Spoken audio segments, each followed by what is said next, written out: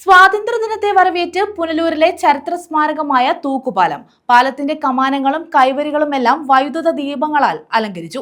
19ാം നൂറ്റാണ്ടിൽ Albert Henry എന്ന ബ്രിട്ടീഷുകാരന്റെ കരവിരുതിൽ നിർമ്മിച്ച പാലം ബ്രിട്ടീഷുകാരിൽ നിന്ന് സ്വാതന്ത്ര്യം നേടിയതിന്റെ സ്മരണ പുതുക്കുന്നതിനായാണ് ദീപങ്ങളാൽ അലങ്കൃതമായത്.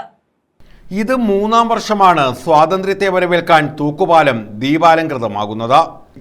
പാലം ദീപാലങ്കൃതമായതിന്റെ സ്വിച്ച് ഓൺ കർമ്മം നഗരസഭാ ചെയർപേഴ്സൺ കെ പുഷ്പലത നിർവഹിച്ചു.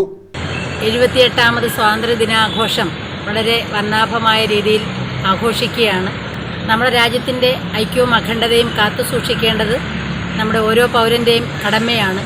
രാജ്യത്തിൻ്റെ ഭരണഘടനയുടെ മൂല്യങ്ങൾ ഉയർത്തിപ്പിടിക്കുക എന്നതും ധീര ദേശാഭിമാനികളെ ഈ സ്വാതന്ത്ര്യ ദിനത്തിൽ നമ്മൾ ഓർക്കേണ്ടതും ഏറ്റവും വലിയ അത്യന്താപേക്ഷിതമായ കാര്യമാണ്. നമ്മുടെ രാജ്യത്തിൻ്റെ സ്വാതന്ത്ര്യം നേടിയെടുക്കുന്നതിന് വേണ്ടി നിരവധിയായിട്ടുള്ള ദേശാഭിമാനികളും സ്വാതന്ത്ര്യ സമര സേനാനികളും നിരവധിയായിട്ടുള്ളവരുടെ രക്തം ചൊരിഞ്ഞതിൻ്റെ ഭാഗമായിട്ടാണ് നമുക്ക് ഈ സ്വാതന്ത്ര്യ ദിനം ആഘോഷിക്കാൻ ഇടയായിട്ടുള്ളത്. ബ്രിട്ടീഷുകാരുടെ കിരാതമായ ഭരണത്തിൽ നിന്നും നമ്മുടെ രാജ്യത്തെ മോചിപ്പിച്ചെടുക്കുന്നതിന് വേണ്ടി രാജ്യത്തിൻ്റെ അഖണ്ഡതയ്ക്കും ഐക്യത്തിനും അതുപോലെ തന്നെ സ്വാതന്ത്ര്യ ദിനത്തിനും വേണ്ടി പോരാടിയ ധീര ദേശാഭിമാനികളെ ഈ അവസരത്തിൽ ഓർക്കുകയാണ്.